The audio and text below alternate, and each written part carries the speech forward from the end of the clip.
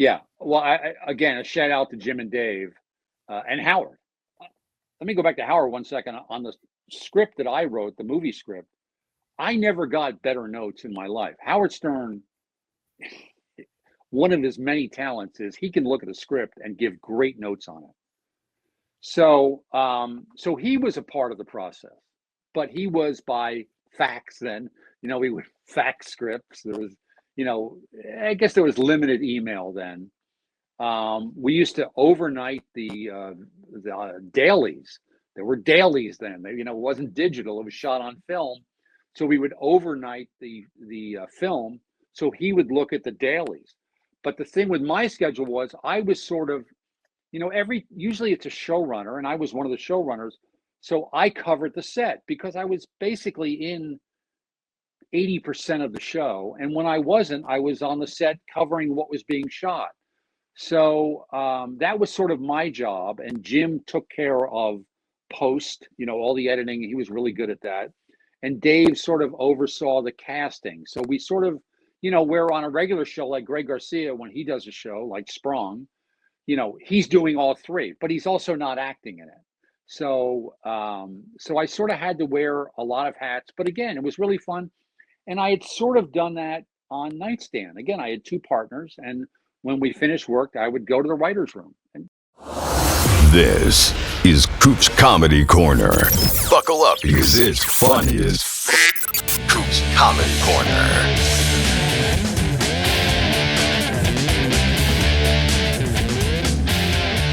Hey, people, welcome to Coop's Comedy Corner. I'm your host, Steve Cooper. I want to give a big shout out to my sponsors, Laurel Lanes. Laurel Lanes is the ultimate entertainment center. They have 60 lanes of bowling. They have a state-of-the-art arcade game system. They have private luxury suites. They have something for everybody. And they're actually located right there on Route 73 in Maple Shade, New Jersey. And it's great for corporate events, birthday parties, night out with the friends, and on-site restaurant. They have a great on-site restaurant. It's called Splits Bar and Grill, where I go to the happy hour. I used to go to watch Phillies games there because they have dollar hot dogs every Monday through Friday, 4 to 7. Great happy hour. They also have trivia. They have a karaoke night. They have a bunch of great stuff. And if you do a networking event there, which I do monthly, I do Cocktails with Cooper. The first event you do there, they will give 10% of the sales back to your favorite charity. And on your way out, you got a sweet tooth, they got your answer. You stop at Lickety Splits. It's their ice cream parlor. They have homemade concoctions, and they actually have alcohol in the ice cream. They have a butter pecan bourbon, which I tried, which is amazing. So please go check out Splits and Laurel Lanes. Go to laurelLanesNJ.com. Anyway, on to the show. We have I was looking through my Facebook memories, and this gentleman was on my show, Cooper Talk. He came to the studio in Burbank 11 years ago yesterday, and you know him from, oh my God, Nightstand, Parker Lewis Can't Lose, Son of a Beach. There's just so much amazing shows, and he's a writer, and it's Timothy Stock. How you doing, Tim? Hey, Coop, good to see you again. I think when we started talking about doing this again, I realized I think that was the first podcast I was ever on. And I think you explained to me like what a podcast was. Like you tracked me down, and I thought, yeah, that sounds fun. You go on and talk about yourself. Okay, I'll do that. And yeah, I remember going to Burbank, and it was fun. It was a good drive. I live in Santa Barbara, but it was a worthwhile drive. Well, I want to talk about your career, and because you've been in so many great shows, and and I always think of you as a comedy guy because you were in the Groundlings and stuff like that. But was it last year or a year and a half ago? I'm watching the show with John Lithgow and Jeff Bridges, The Old Man, and you're on it. Yeah, there's a story behind that, which is I'm not. I promise you, I'm not a name dropper. But I happen to know my wife's really good friends with Jeff Bridges' wife, and I'm friendly with Jeff. We were neighbors, and before the mudslides, and what happened was I had read this book. I read mysteries. I like it. That's sort of my diversion, or it's crime, and I read this book, The Old Man, and I just thought Jeff's got to play this part. He's got to this is a perfect part for him. So I gave it to him, and sure enough, he read the book and liked it, but he was busy doing something at the time, and he sort of forgot about it. Well, somebody smarter than me, Warren Littlefield, bought the rights to the book, and they turned it into a mini series. And then Jeff said, we got to get you in here somehow. So I went down and did a day playing a really straight role. Like I had no I business know. being there. Like I can't even look at that because I just laugh because I'm an idiot who plays idiots. Like, and now I'm playing the head of the CIA. So, but it was fun, it was great. It was a good show. Yeah, because I wanted to ask you that, 'cause when I saw it, it was because I know you and I know your work, and I'm just like, it was so random. And I even said to my Yes. wife, I'm like, what?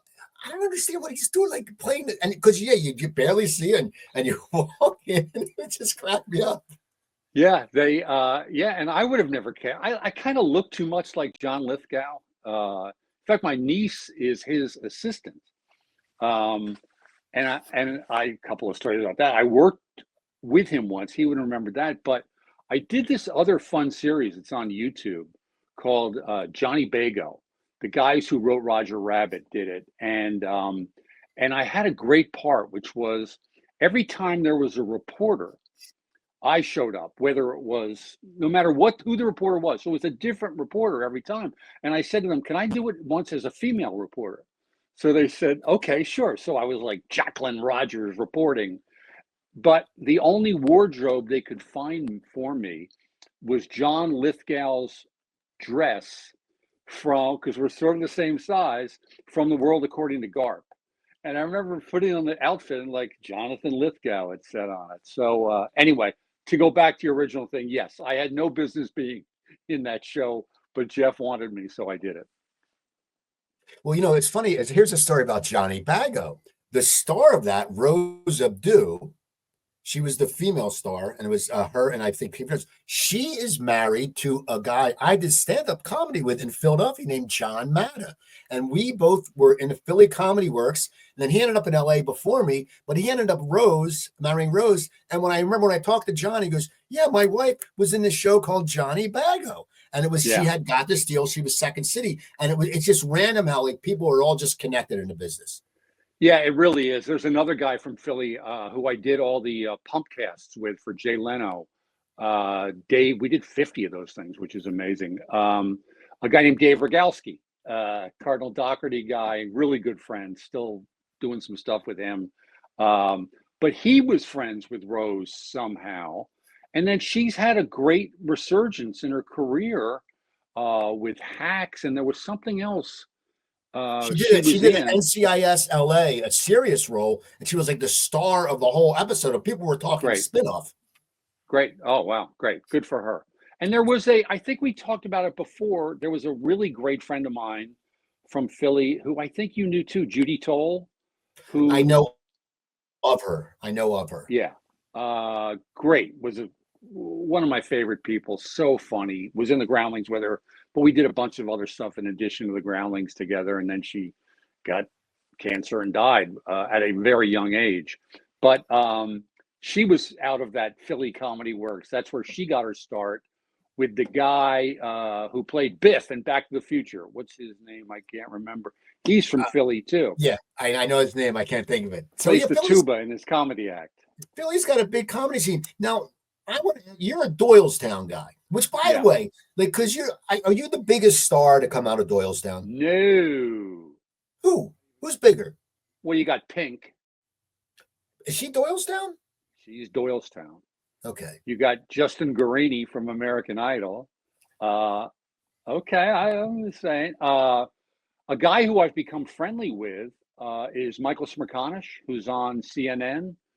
His older brother was a good friend. And then since then, I've become friendly with him, who's a really nice guy and really smart guy and a good writer. He wrote a novel that was like, wow. I kept saying, like, I can't believe you wrote this. First of all, I can't believe anybody wrote a novel that I know. And secondly, it was really good. Like the writing was really good. So, yes. Who else? Doylestown. I don't know, but people are moving there now. Like Bradley Cooper's living right nearby in New Hope, and Gigi Hadid, who used to live where I live in Santa Barbara. Well, because you're a guy from Doylestown, did they ever have you been like a master of ceremonies for any of their parades? Like, did they ever invite you to do like the Doylestown 4th of July parade, or have you ever got that gig? No, But here's what recently happened. In September, I went back because of Michael Smerconish. Once he did a podcast on his one of his podcasts. He was driving around Doylestown, and he's saying, "Now I'm on the corner of North Street," and I was so excited because I knew exactly where he was while I'm listening to this. And I got inspired and I reached out to the Doylestown Historical Society. It was kind of a bucket list thing. And it's on YouTube if you want to see it. It's me talking to the Doylestown Historical Society, telling I go into showbiz. There's a Q&A afterwards, and I did the showbiz. I didn't care about the showbiz stuff. I still don't. I mean, I like it and all, but I really had fun telling stories about growing up in Doylestown, late 50s, 60s, 70s. And it's on YouTube. It's go to Doylestown Historical Society, and TV's Tim Stack, which was my name from My Name is Earl. That's TV's Tim Stack talks to the Doylestown Historical Society. And I really had fun doing it. Some funny stories. Okay, so you're from Doylestown. How do you end up in LA in the Groundlings? That's another funny, crazy story. So I sort of created an opportunity to move to LA. I was looking for anything. I was in New York, and it wasn't.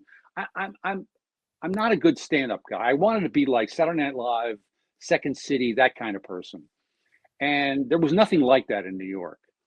And so this opportunity came up, and I took it, and I was tending bar at the Troubadour, which was a famous bar, it still is, in LA. And I happened to pick up an LA Weekly. I should have prefaced this with the only person I knew when I moved to LA was a cocaine dealer. Never my thing. Never my thing.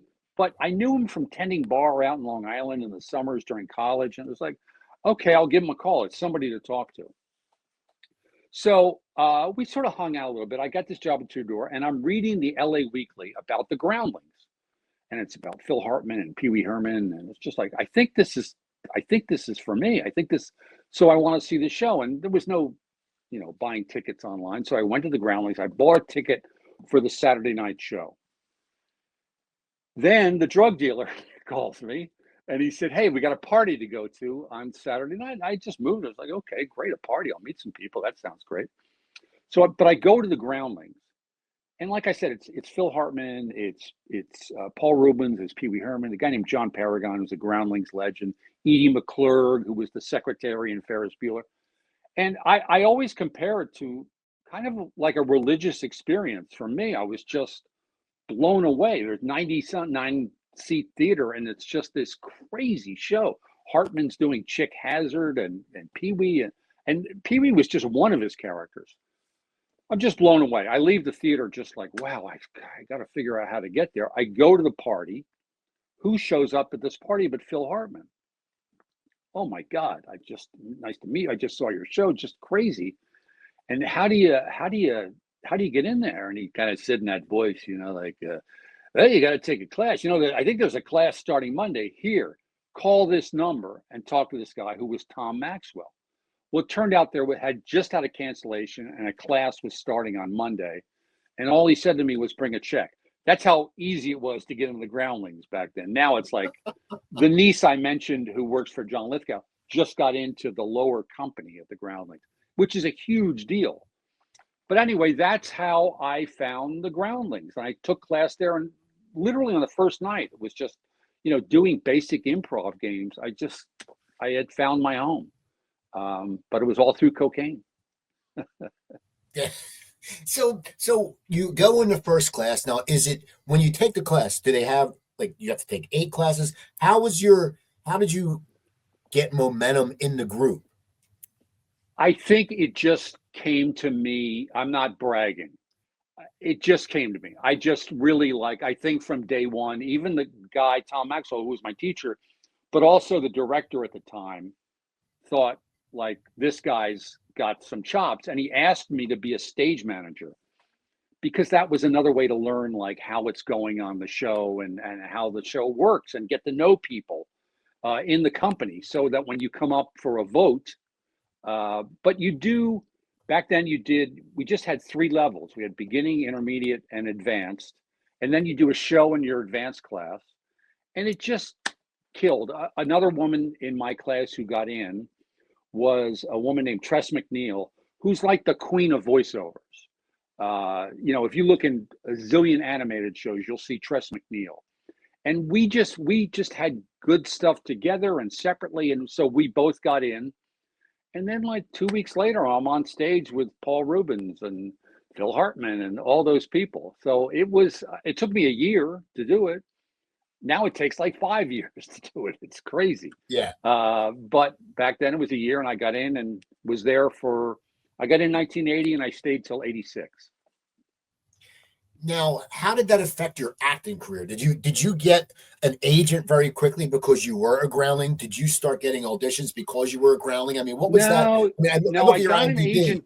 I got an agent because my original moving to LA was I was just throwing you know what on the wall, and I happened to write a letter to a guy who was big, who was huge. His name was Grant Tinker, who went on to run NBC, and he was running MTM, Mary Tyler Moore. And I just had an idea for a show. I had no idea what I was doing. I'm just trying to. My philosophy has always been throw it on the wall. Something's going to stick. It's not that clever a philosophy, but that's what I've always gone by. And so somehow, this is a semi-long story. Hopefully, it's interesting. I get a call that said Grant Tinker wants you to audition for this show. I'm in New York. I'm tending bar at the Lone Star Cafe, if you remember that, and had just got an apartment, which was a big deal in New York at the time. And I go and read for Bruce Paltrow, who's Gwyneth Paltrow's father, and he's casting a show. It was called ER, but it wasn't ER. It was St. Elsewhere. And I read for the role that Howie Mandel eventually got. And he said, I wasn't right for it physically. They wanted somebody a little kookier looking, like Howie Mandel, who had a big fro at the time. But he said, you're really good. You should move to LA. There's more work out there. I was like, you got this great bartending job, and I just got an apartment. And then literally 2 weeks later, Grant Tinker called me. It was just crazy. And he said, you should move to LA. I never met, so I moved to LA. I said, you know what? The showbiz gods are speaking to me if I'm going to do this. So he did give me an intro to his casting people, one of whom was a woman named Fran Bascom. And I really hit it off with her. And she ended up getting me a bunch of work. And she also helped me get an agent, my first agent, who didn't really work out that great. But I got on the Groundlings and then got spotted by another agent who's became famous, a guy named Chris Albrecht, who went on to run HBO and Stars. And he became a big deal. And he just really liked me. And so some things happened. I got my first series, which in '83 was called Reggie with Richard Mulligan and Gene Smart, who's in Hacks now, in crazy great cast in that show. Barbara Barry, who had won an Academy Award, and Chip Zion, and Tim Busfield was in. It was it was just a fantastic 6 weeks. Met my wife then. It's just great. But it was sort of a combination of getting work a lot through Fran Bascom and the Groundlings. And I just got more work and got that series. And then I sort of, had an acting career until I didn't. And then I got into the writing, and that's been covering me since. Now, it must be odd to all of a sudden be on a series. You only last for 6 weeks. It was surprising with that series with that cast and with Richard Mulligan. Of course, Reggie. I don't know about the title, but that's sort of, I think of the Reggie Jackson candy bar. And but it was based on an English show called The Fall and Rise of Reginald Perrin, and which was a middle-aged man. He pops to fantasies. In England, it really worked because they could pop to like crazier, dirtier stuff, funnier gags. But it was also a summer replacement show. And so, and then you get into there's a new head at ABC, and the old guy had ordered this show. And it had some juice going for it, especially because of Richard Mulligan coming off Soap. But it just didn't work, and they canceled it. But it was just, I look back at times in my life, like those 6 weeks were just so much fun. Well, it's funny when you look at your IMDb earlier, you're like on Murder She Wrote and these different shows. And then you start getting more into the comedy. And so you were also on Punky Brewster. Yes. So what Yes. was that like? Well, Punky Brewster weirdly led me to my writing career because I got cast in my usual thing. And in fact, they were talking about spinning us off. Do you remember an actor named T.K. Carter? He was a comedian. And so they were Yeah. going to spin us off into our own show. They liked me and him so much together. And then something happened. I don't know, probably a change in executives, I think. And so that went away. But the guy who ran that show was a guy named Dave Duclon, who just passed last week. Great, wonderful guy who hired so many writers who got started. And he had come out of the Gary Marshall world, Happy Days and The Odd Couple, and he really knew how to run a show. So those of us who worked for him, who went on to run shows, learned how to do it the right way. So here's what happened. So I was on Parker Lewis Can't Lose, which was a great job. It's what got me to Santa Barbara because I said to my wife, I played the dad. It was like I worked one day a week and I got series money. It was just, I said, this is never going to happen again. So if we're going to move to Santa Barbara, I'm a kid from, I want my kids growing up in Doylestown, but they can't. So we go to Santa Barbara. I said, it's never going to happen. It's never going to be like this again. So that gets me up here. Parker Lewis ends. Now another friend of mine from the Groundlings, a guy named Barry Finero, still a great friend, great writing career, had won Emmys for Golden Girls, and he wrote Kingpin and Men in Black 2, and I Pronounce You Chuck and Larry. Great, great writing career. And those are the things He a bunch of other movies he never got credit on. Analyze This, he was the last writer in. So anyway, he called me and he said, hey, we got a pilot going at ABC. We want you to play this idiot cop. And it was like, great, that sounds wonderful. Because it's idiot, for me, it's idiot, fill in the blank. That's what I do. So he literally calls me back 10 minutes later.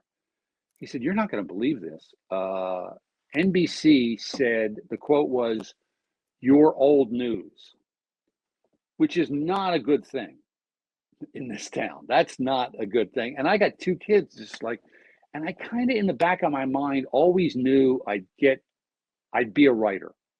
But I always tried to stay away because acting is so much fun and so easy. I don't care what anybody tells you. It's so easy and so fun. So I don't know what to do. So I quickly write a spec Seinfeld. Seinfeld had sort of just taken off at that point. I ended up being on Seinfeld. And so I write, maybe I'd already been on it at that point. I think I maybe had been on it. So I quickly write a spec Seinfeld because people wrote specs and people really wrote spec Seinfelds then because the show is so funny. So I get it to Dave Duclon. I said, Dave, Kim Stack, he gets back to me and he said, I've read 200 Seinfeld. This is great, Tim. This is really, really funny and great. Look, I have a new show. Would you want to take a staff job on the show, which is the lowest level you start? It's an entry level job. And I just thought, I know it's a pay cut from what I was making, certainly on Parker Lewis Can't Lose. But I knew you don't want to be old news in Hollywood. You just don't want that. Right. Much better to be new news. So I took this staff job, and it was a show called On Our Own with the Smollett family, who, if you remember that, Jussie Smollett's the guy who got arrested in Chicago for, he was only, I think he was like 13 then or something. And his sister Journey has had a great career. So I get on this show, and the show wasn't great. It was kind of crazy. But in that show, I met Greg Garcia, who was also a staff writer. And Greg Garcia is who I sort of have worked for and with for the last 20 years. So we became instant friends, stayed friends. He went off and created Yes Dear with Mike O'Malley, and that ran while I was doing Nightstand and Son of the Beach, but we always stayed friends. So then when Son of the Beach ended, he showed me the pilot for Earl. My name is Earl, and I just thought, this show is so great. It's so different. I said, look, if there's a job on there, and he said, done, you're on. So that's what got me on staff for My Name is Earl. So it all sort of like the big lesson I always tell people getting in show business is like be nice, make friends, and stay in touch with people because that's what's going to get you your next job. And it's all been good. And Greg Garcia is a big reason for it, but it goes back to Bucky Brewster.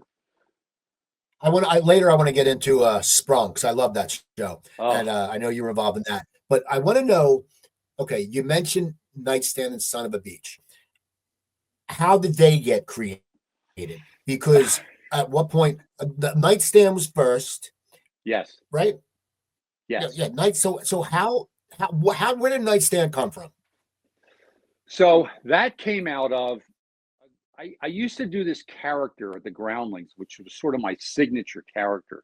This idiot, again, idiot, fill in the blank, this idiot Frank Sinatra impersonator named Guy Simone, whose motto was close your eyes, you'll think it's Sinatra.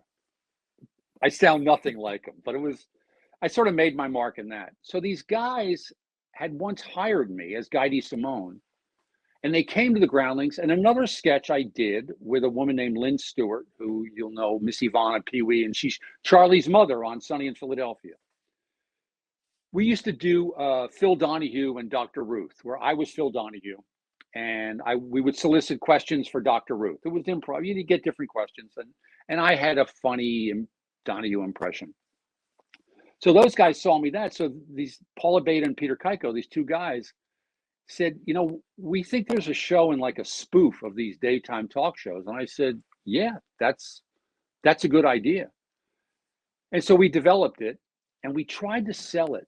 I mean, we must have gone to like, I'm not exaggerating, 25 places.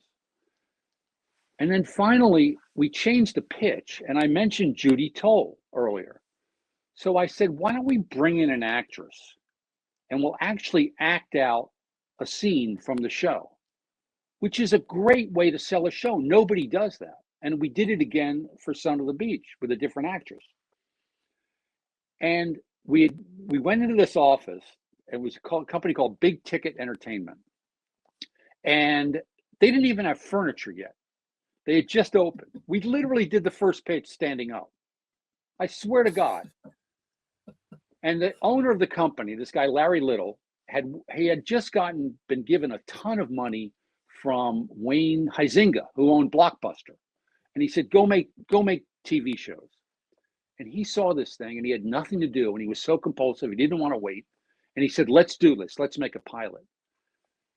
So again, getting back to Doylestown, it's so weird how this stuff just, So we had to do the pitch now. Big Ticket was like, we're on board, but we needed a distribution company.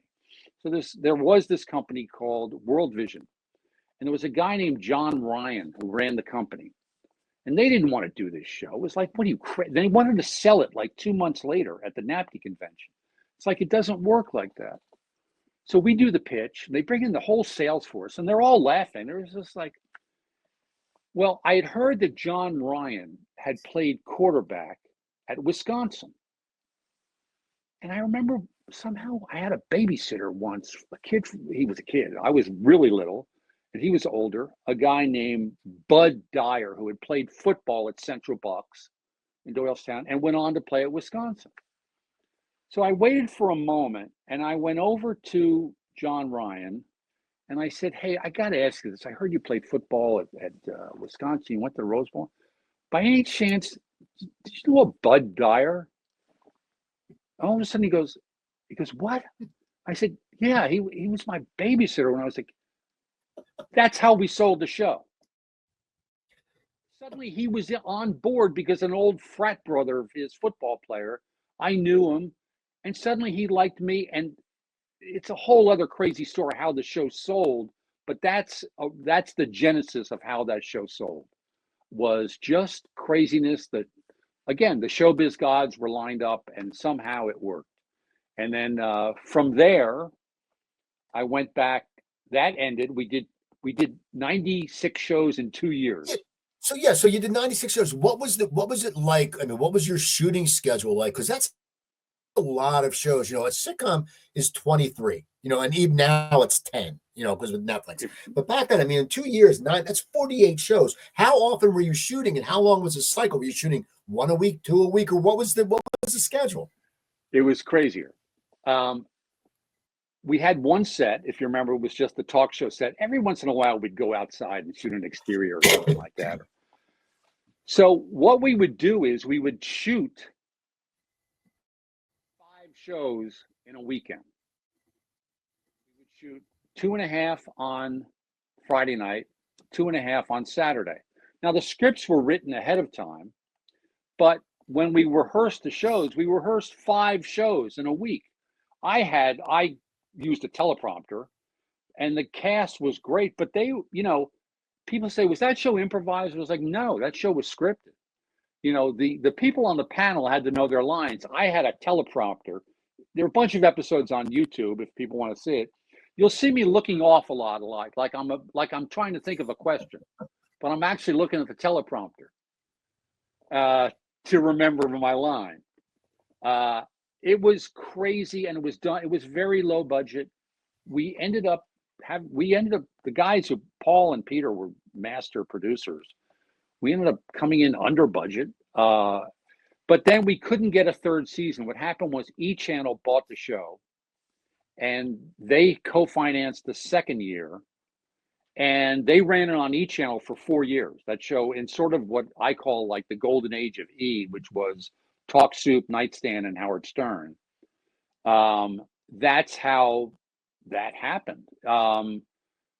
And so E! bought it, and then they said, we have enough episodes. We're good with 96 episodes. So we couldn't get another season out of it. We wanted to do one more. We wanted to have like 150 episodes or something. So, but we were able to get 96 in 2 years, and that's how we shot the show. Now, since it was on E! and you mentioned Howard Stern, is that how Son of a Beach came out? No, you're asking good questions, man. Because once again, it all goes back to like, there's a history to all this stuff. So what happened was we couldn't get, you know, Howard was this was 96, and Howard now he was huge, especially in New York, but now he's on nationally, syndicated nationally. We kept trying to get Howard to like mention Nightstand. He just, you know, he was interested in his show. So then during the we tried to sell a third season of Nightstand, and I'm at the NAPTY convention, and I see Howard's agent, Don Buchwald. But here's the thing about Don Buchwald. During college, now this is 77, a friend of mine worked for Don Buchwald, a friend of my brother's. And I was going to be home in New York for Christmas. This is at Boston College, I'm coming home. He said, hey, do you want a 10 bar at this office Christmas party? You know, you'll make $50. Great, that sounds great. And there'll be a lot of actors there. Fun, you know, I'm a theater major in Boston College, and it's like, oh, maybe I'll meet some actors. That'll be cool. So I tended bar at this party.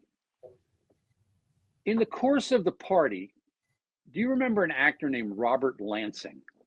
He was on a show called 12 O'Clock High, and he was on Twilight Zones. And does that ring a bell at all? A little. If you look him up, he was a handsome guy. But for some reason, my brother and I loved that show, 12 O'Clock High, and he's at the bar. I realize he's coming to the bar because he wants more drinks, even though they're free. It's like he's right there. He can get another refill. He enjoyed a cocktail. So they say at the end of the night, hey, you're driving back into the city. Will you take Bob back to his place in the city? I said, okay. At the time, I was driving a 65 Ford station wagon that did not have heat. The thing went maybe 40 miles an hour. And we had painted flames on the wheels. My buddies and I painted flames on the wheels because it was funny. We only went 40 miles an hour, but it had flames. So I said, okay, there's no heat. And I'm thinking, what am I going to do with this guy? And he's completely out of it. So he comes up in my car, and in his brain, he thinks I'm the limo driver. So I have to open up the back door and he gets in the back seat. It's freezing. The only thing I have is a blanket. You grew up in the Northeast. Sometimes to get out of snow, you put a blanket under a wheel and it catches and it gets you going. That's the only thing I have in the back of this station wagon is this oil-stained, torn up blanket.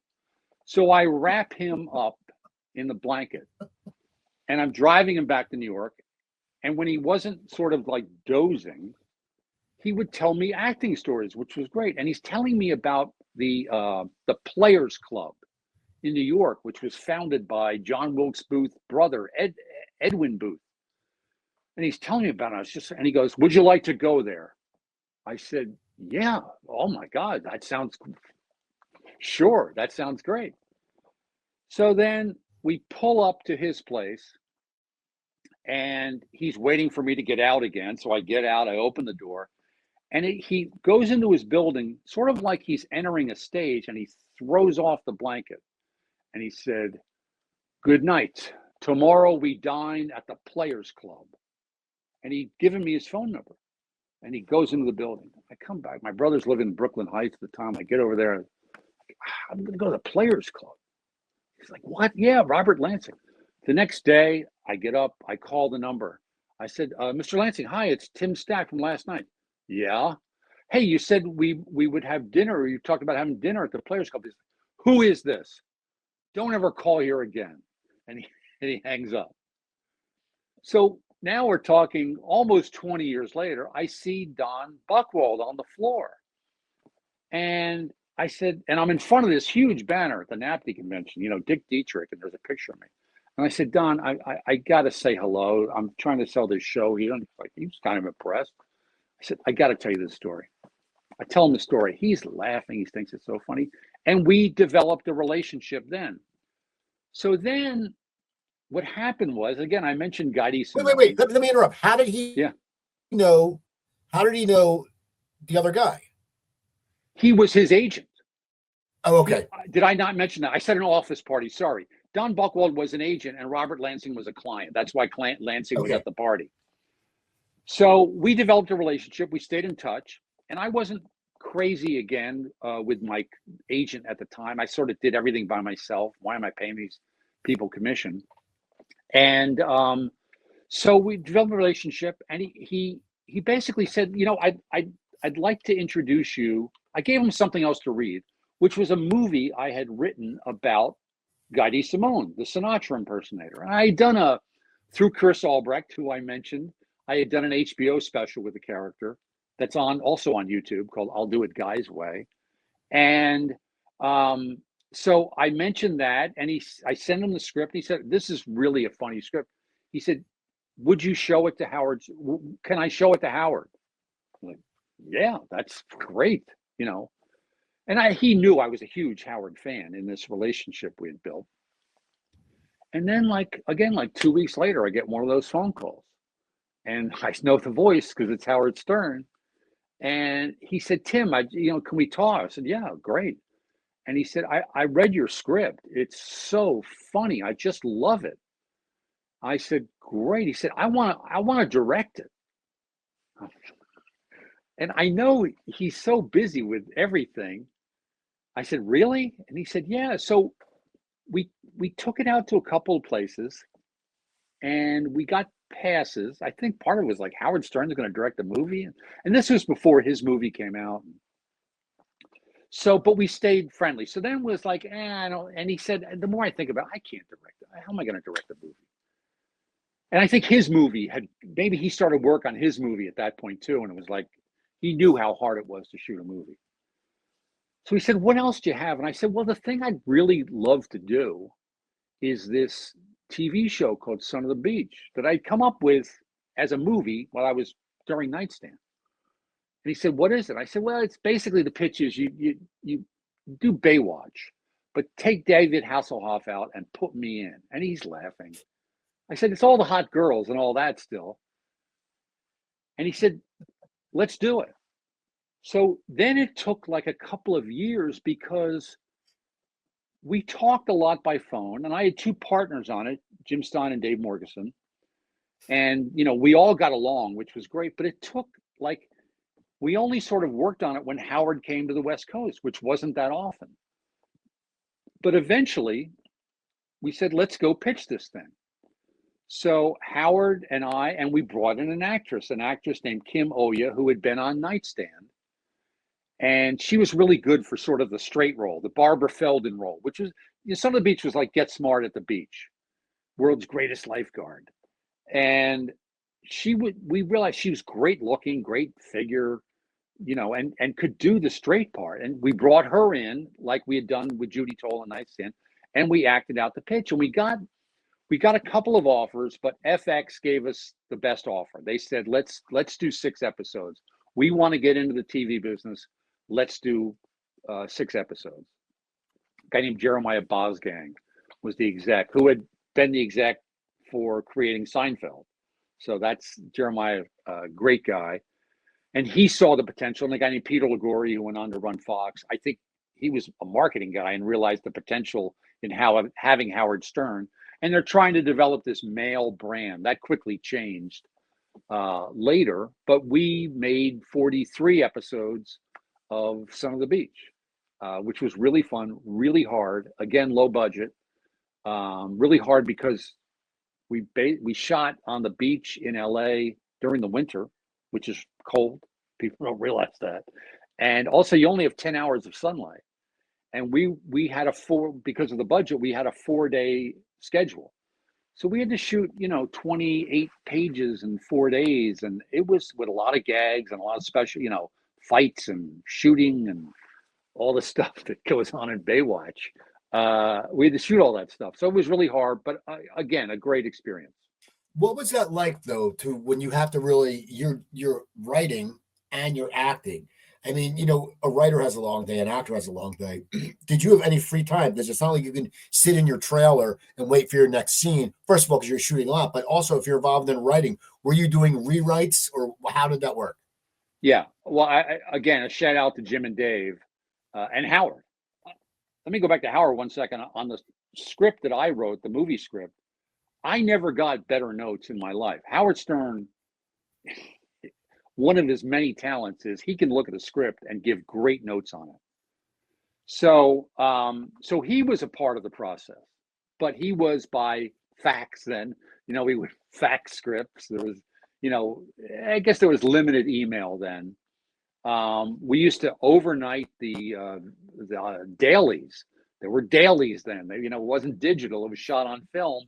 So we would overnight the film. So he would look at the dailies.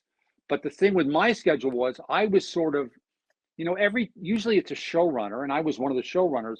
So I covered the set because I was basically in 80% of the show. And when I wasn't, I was on the set covering what was being shot. So that was sort of my job. And Jim took care of post, all the editing. He was really good at that. And Dave sort of oversaw the casting. So we sort of, we're on a regular show like Greg Garcia, when he does a show like Sprung, he's doing all 3, but he's also not acting in it. So I sort of had to wear a lot of hats, but again, it was really fun. And I had sort of done that on Nightstand. Again, I had 2 partners, and when we finished work, I would go to the writer's room. And yeah, I worked long hours and stayed in hotels, but it was fine. It was really, really fun and rewarding. Now you mentioned My Name Is Earl, and I know that was such a funny show. It's very innovative. Well, was it your idea to put you in as you? Because you would pop up but it wasn't you. It was like a drunk, but it was like a drunk version of me. So how did that come about? Like, did you just sit there and say to Greg one time, I want to be in the show as Tim Stack? No, it's a very funny story, and Greg is so funny. So the show gets going. We did the pilot, and then I think the second would be the 3rd episode in the series was the Joy character. It's a flashback to her being in a child beauty pageant, like a Jean Benet Ramsey, but funny, beauty pageant. And he came to me. I remember he was in the hall. I'm going to the restroom, and he goes, "Hey, let me ask you something. For this beauty pageant, I want to get like a B-list celebrity to host the pageant as, himself. I said, let me think. Let me think, who could that be? And he said, no, I want you. So, so I said, okay.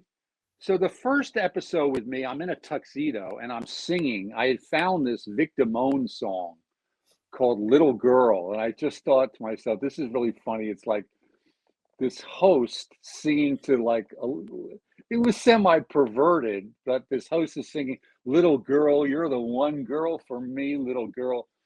And you from Philly will remember Al Alberts on the Sunday morning showcase.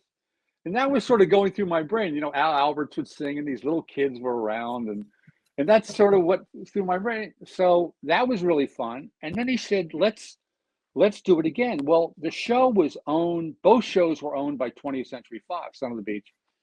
So I said to myself, hey, can I up the ante here on me? I want to play me as like a drunk who has moved to this horrible town and that's where I'm living. But in my mind, I'm still a celebrity and I can wear the outfit. And Greg said, great, that's great. So now where I got that idea from was the last 3 episodes of Son of the Beach. We had Lee Majors as a guest star, who was fantastic. He was just so fun. I mean, talk about a guy with stories, just crazy Hollywood history, from the Big Valley. And I mean, just great stories. And he's telling me a story, and I was a huge Big Valley fan when I was a kid. And he's telling me stories about the actor who played Nick Barkley on the Big Valley, who was Peter something. And if you remember, Nick Barkley wore black clothes like you, with a black cowboy hat, black scarf, black gloves. And, he was the badass on the ranch. But Lee told me that this guy on Saturdays, back then you had to go to the bank on a Saturday if you're working, go to the heart. You did all your chores on a Saturday. He would wear his outfit from the Big Valley. And he drove a Sunbeam convertible, Lee said, and he would drive Ventura Boulevard doing his errands. And people would be like, Nick Barkley, and he'd wave, and because he's got the whole the scarf blowing in the wind. He's got the whole outfit. And I thought that was so funny. And so that's how me putting on the Son of the Beach outfit on My Name is Earl happened. And I just played me as a drunk and a pervert. And it was so much fun. It was just great. And then it just sort of became part of the show. I think I did 20 some episodes of it as an actor, in addition to being a writer on the show. It was a great job, great gig. Now I want to talk about Sprung because people, if you haven't watched it, you can find it. I think it's I watched it when it came out. It was on what is it? Freebie. Vivo. It was a free Vivo. Yeah, now it's on Amazon.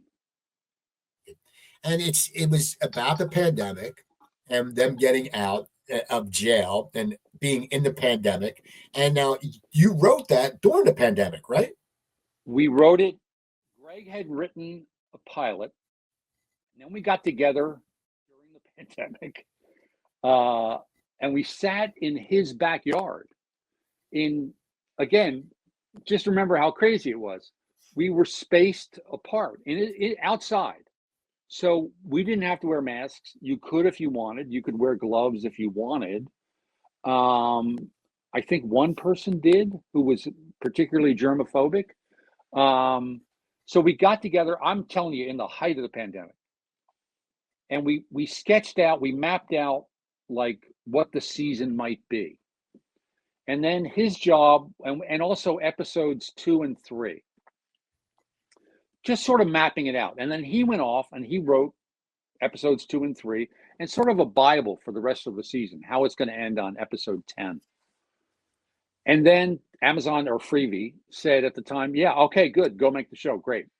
So then we got together back again we had a reunion in the backyard.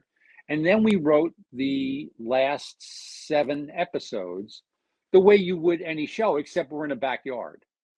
And if it was going to be cold or rainy, he'd say, take today off and we'll work on Saturday. Or we'll work on Sunday. You work, whatever. It's show business. You work 7 days a week. Doesn't matter. We come in and we got it all done. But it was interesting, as the writing of the show, the The pandemic got less crazy. But I do remember, and everybody, because I was the oldest guy on staff, I qualified to get the vaccine first. And I remember leaving work one day and they were all so happy for me. Like I was, plus I was the oldest guy, but they were so happy that I was going to get like somebody they knew was going to get the vaccine. And it was, I remember I qualified early because I didn't qualify, I got it earlier. Somehow Paul Rubens, Pee Wee, his assistant, had somehow found this company that was giving out the vaccine that got you a number to go to Dodger Stadium and get the vaccine. But and we wrote the show. So that would have been March of 21. I think I got the vaccine. And then we shot the show starting that summer through the fall in Pittsburgh. But again, we all wore masks for the shooting. Indoors, you had to wear a mask. And you took a test every day. You had to take a COVID test every day. Like you showed up at work, you got in line, you took the test, you're good to go. And I think only one person on the whole crew got it the whole time, but it was really waning down at that point. So we finished in October of 21. Was it? No, it aired in 21. So back it up a year for the writing, but we shot it. It aired in October, the fall of 21. So this would have all taken place in 2020. Well, now you worked with Martha Plimpton on that show, who you've worked with on many shows. Now she was great. Well, she's always great, but what was it like? How good is it when you work with someone that and you also know she's going to deliver the shit out of whatever lines you're going to say? She's going to nail the part. Interesting story. I'm not going to mention the name, but there was another actress. Greg always wrote it with her in mind. And Garrett Delahunt, they were the husband and wife on Raising Hope, which was another Greg Garcia show that I worked on, just as a writer. I think I was in one episode. And so he always wrote it with her in mind. She went off and got cast on some HBO show and wasn't available. And another actress, I'm not going to say her name, started work in the part. And Greg called me like on day one. I wasn't there yet. He was spacing out when the writers would come on set. I ended up being there for like 7 weeks in Pittsburgh. But this is when they first started shooting. And he said to me, "Ugh, you're not going to believe it. She's terrible. At least for Greg, she's a good actress. Trust me. If I said the name, he'd be like, oh, she's a good actress. She is a good actress. It just wasn't working for Greg. And that's the thing. It's his vision. If it's not working for him, it's not going to work. So he basically, and it all became sort of behind closed doors, he got Martha released from her show on HBO. They knew they weren't going to pick it up. They usually don't want to let somebody go. Turns out the HBO person was a big Raising Hope fan. So it was like, okay, you can go. She was in London at the time. They let the actress go. Martha flies over from London, comes up with the hair bit, the Bonnie Raitt hair on her own. She gets that done. And she showed up for work, and they reshot some stuff that the actress had done, and they juggled the schedule and shot some stuff waiting for Martha to show up. But yeah, I can't, I tell people all the time, I said, that show, no fault of Freebie. They tried something, it didn't work. If the show had premiered on Amazon, I think it would have had a different ending, because the Amazon executives realized that this show is so good. And they paid us, we got together and pitched out a second season, which was so great. They were going to steal an election, and it would have timed out with this past election, but it didn't go forward. So, but yes, Martha, unbelievable. Garrett Delahunt, unbelievable. Just great. The rest of the cast, all so good. I really recommend people watching that show. Now, you're mostly writing, but you do some acting. Curb Your Enthusiasm. How did that come about? Yeah. That came about, well, I had been on Seinfeld. So I sort of was known in that world. There's a guy named Jeff Schaefer who did the show with Larry, sort of Larry's, who had worked on Seinfeld. And he was a fan. And I had been in a couple of times because the casting director is a woman named Allison Jones. Great, phenomenal casting director. And I had been in on a bunch of stuff. I think I had worked for her a couple times, back when I was an actor. And she brought me in for some things, and they always went well, but I just wasn't right for whatever reason. One, I thought I was going to get, but then they cast Michael McKean in the role. It's like, hey, Michael McKean will do it. Okay, great, bring him in. It's like he's a star. Bring him in. So then I didn't hear from them, and then all of a sudden they called and they said they did a big rewrite, and there's this scene with Richard Lewis. Would you do it? I said, it's just a day. It's like, yeah, it's Curb. Of course I want to do it. That show's so funny. And so that's how that happened. I went in and did this part. They sent me they only send you a little bit, like you're in a play. Okay. Then you get a little bit more information, like which really made me laugh. You're in a play. Richard Lewis is playing Charlie from Flowers for Algernon. And it's like, I know that play. I know the movie. Cliff Robertson. He's a retarded guy. It's I guess you can say that word again. That's post-Trump. So, and I'm laughing. It's like it's so funny. And I had no idea about like Richard's going to have diarrhea on stage and none of that stuff. I just know I'm in Flowers for Algernon. So then I go back and I watch the movie and I realize the scene they're talking about with this doctor in the movie, somebody like Richard Basehart or somebody played him in the movie. And that's the part I'm playing. So I know where I'm going, but I have no idea about Richard's going to have diarrhea because Larry gave him chocolates that he was hoping to give to Susie Essman, but Richard took them instead. And then you end the show on Larry's face, just horrified because he did it again. It's always so funny. So that's how that happened. And they knew, Jeff Schaffer knew me. Larry, once I showed up, he remembered me. I remember mistaking. He said to Jeff Schaffer, "What episode was Seinfeld?" And Jeff Schaffer had to recount the glasses episode from Seinfeld, where I played the optometrist. And Larry's laughing, and then we did the scene. We did it, and it couldn't be the nicest crew, and they were so good and so fun, and they encourage you to do whatever you want, but you're not gonna.